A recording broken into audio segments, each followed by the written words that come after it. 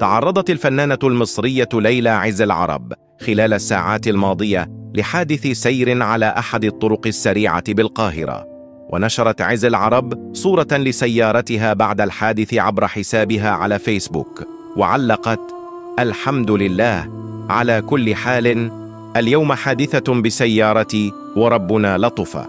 وحرص عدد كبير من محبيها وأصدقائها عبر فيسبوك على الاطمئنان عليها ومعرفة حجم الإصابات التي تعرضت لها، متمنين لها الشفاء العاجل.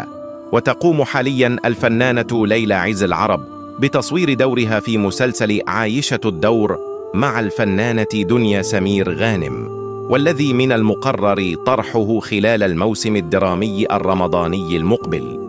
يشار إلى أن الفنانة ليلى عز العرب قدمت ما يزيد على 100 عمل فني، أغلبها يحمل الطابع الكوميدي الذي تميزت به منذ ظهورها.